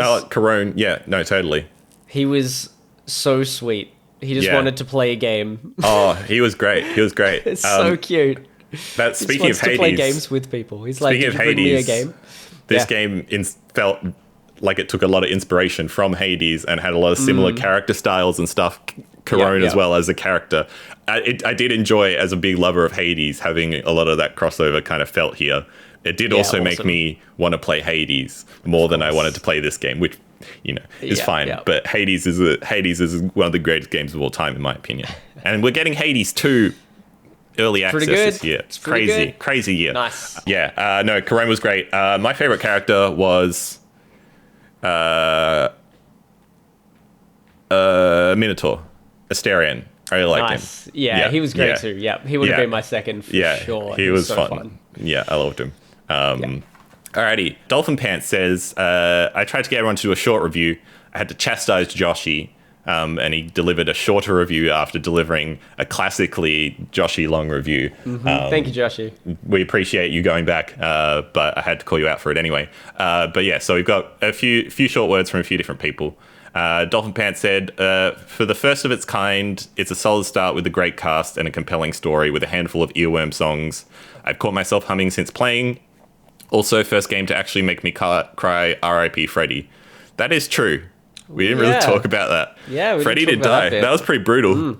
Because I really liked her as a character. She was the other one I was thinking of romancing, but I didn't end up going down that. I was kind of going back and forth. Yeah. But yeah. No, she was a cool character. Yeah. She died before I had any chance to do anything more with that. I'm curious if anyone chose the choice where you can give her your soul if she comes back with you, because I feel like that's probably one of the most significant changes that could happen at the end of the game is she's there, I think, theoretically. Yeah. But I felt... I wanted to, but at the same time, I'm like, she's literally telling you no. Yeah, no, and I don't want her to hate me. Totally. I was that where I was like, she wants me not to do that, so I'm not going to do that. And then Dolphin Pants said, choices, I went in wanting to go for a full kick-ass, but I ended up picking the choices that felt the most human to me, which was mainly siding with my friends and people I trust, which made the whole Aphrodite section incredibly difficult. Oh yeah, the Aphrodite section was intense.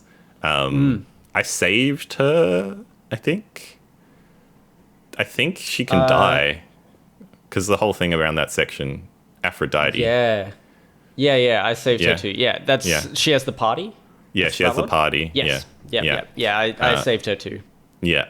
But yeah, no, that was a difficult section to make decisions in. That's probably the one where I veered between different things the most, because I was like, I don't want you to die. I think I might have as well, yeah. I think I went clever a lot for that one. Yeah. Clever options to sort of steer them around. Totally. I think I was mostly kick-ass, and then I had a little bit of charming in there. I don't think, maybe I picked clever like once or none at all. Sure. I was trying to keep to the character as much as possible. So yeah, there was a few different things where I'm like, this would be the better option to steer this person in this direction without being a douchebag about it. Yeah, totally. Like without being too, like... I was a douchebag about a lot of things because I chose kick-ass. Laughing Seal, really enjoyed it, but felt weird to not have any percentage stat screen at the end. Yeah, I kind of agree with that. Also felt like some lyrics choices weren't always clear in the moment as to what choice for the situation it would actually lead to. Totally, I think that's a classic problem with these kind of games. There's a bit of that. Yeah. Also really happy to see an Aussie game do an acknowledgement of country. That was super cool at the start. Shout out Aussie devs as well. Yes. Fantastic. It's always great to see Aussie devs succeeding. Even if we have some issues with this game, it is still a good game. So. Definitely. And it was cool to also see a trigger warning at the start. Totally. And a breakdown of what all those were. So if you did feel triggered by those things, you can sort of back out. That was great. That. But it was it was a cool inclusion. Acknowledgement of country, trigger warning, all very good stuff. Very good to see a lot of progressive stuff in this game, which more games I think should do. Joshy, this was his mini review, because I said his mini review was not mini. Trait chosen, clever, second trait charming. So you, but switched around. Backwards, Stray God, inspired by Buffy the Vampire Slayer, once more with feeling. Sure, is self-congratulatory in how perceptively clever the lyrics appear, failing to deliver music that's engaging or, well, even good, unlike the musical TV episode, which endeavored to make each song melodically different and sufficiently earwormy that musical theater lovers recite the songs 2 decades later. This game's songs forgettably morph into an amorphous, emotionless 6.5-hour sound blob, feeling disjointed and unharmonious from unexpected key and tempo changes. Interesting. Don't agree with that. I thought the music, considering what it was doing, did a good job of shifting tempos. But I was up and down with some songs. There are some songs that I'm like, this is catchy. I dig this. Totally. And there was some where I'm like, just so disengaged. And totally. And I also wonder how much that changed. Again, this is the bit where the choices probably have the most impact. So I wonder how much that changes with choices. Maybe some songs are a lot better in one. It'll be interesting to listen to the soundtracks and see if it's like significantly it'd be interesting to know how a soundtrack works. Yeah. Well, so they've got 4. Okay. They've got 3, which are each of the traits going entirely on that route. And then they've got a 4th, which is kind of a chaos mix of all of them. Cool. So, cool. Nice. Yeah. Fun. So very interesting to kind of go through them.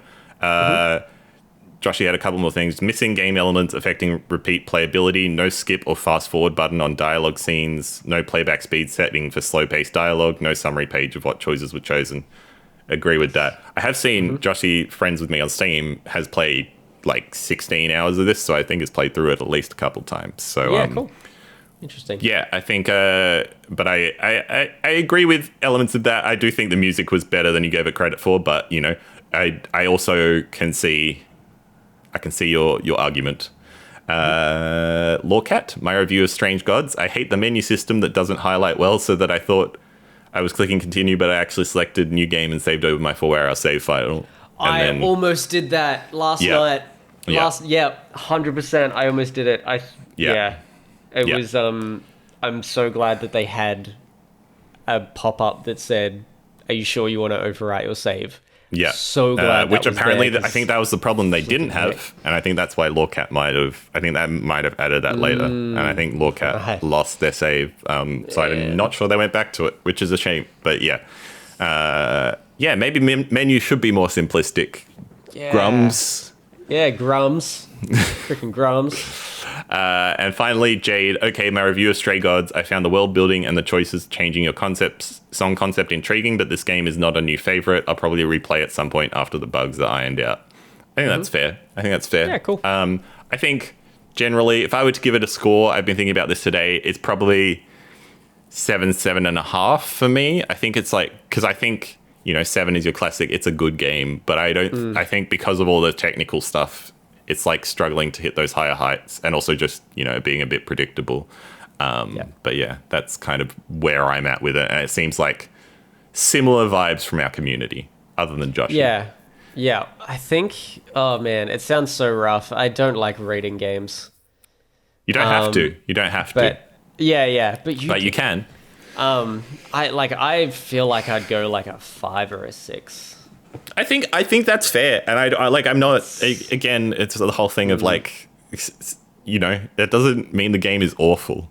And I think you've talked about it's not your style of game, and I think we've also talked about the reasons why we have problems with this game. I think it's reasonable to. I could see myself going down to a 6. I think the quality of the music and the quality of like the character-to-character writing interaction carried it through for me, despite all the other stuff. But I think that's like, In you reminding me that, I guess, I'd bump it up to a 6. I'd go a 6. Yeah, totally. The character performances and stuff were very, very good. Except that one guy at the start. Yeah, totally. For a first effort from an Aussie studio, pretty good. I guess maybe the reason we're being a bit more critical of it is because it has a pretty crazy pedigree for this game. So I think maybe that's a lot of people were like, this could be the next big thing. And it's not quite that, but then I hope this team continues to experiment, because this is an experiment. And, maybe if they didn't succeed in every element, I still think they made something unique in a gaming world that's maybe has a lot of very similar games. So like, even if it felt like they didn't 100% hit it, I'm glad they went for it, and I'm excited to see what they do next. But I think overall, that's been our main quest, a beefy main quest. It was. But I'm a good chat, I think. A good chat. That's enough. That's enough of our podcast. It's been a long one. We've got to do a stream. Oh, dear God. We do. But we will also be doing another ETTO Sidequest. We'll be recording it next week, actually, probably, because we've got to stock up, because Josh's getting married, everyone. It's going to be away for a little bit, so we've got to stock up on stuff. But you'll hear that one on the usual every fortnight. But we'll get this topic out to you before this comes out, so you'll already know it. But our next topic for our next episode of ETTO Sidequest is just our general gaming plans for the rest of 2023. Obviously, a lot of great games come out this year. A lot of games in general. There's some stuff we probably want to get to before the end of the year. There's some stuff still coming out. So we're just going to have a chat about, what our general plans are. Josh has got planes to catch. So maybe he'll have stuff that he wants to do on those planes. I have some plans for those planes. Yeah, and maybe we'll just chat about the rest of the year in general and games that are coming out and stuff. But from you guys, I would love to hear one game that is coming out that you're excited for, and one game that has already come out that you maybe want to go back and check out. Nice. That's all. I like it. Just nice and simple. But yeah, just a couple games. And yeah, we'll read through them in the next episode. But until that next time, Are you ready for a 3-hour stream, Ben? Oh, I'm so ready, Josh. We're going to finish Hopefully not 3 Diablo. hours, maybe 2. Maybe that quest will be complete, but what we know is that this quest is complete. Yeah! Da da da da da da. Plus 100 experience, everyone. You win. Yeah. Level up. Level up.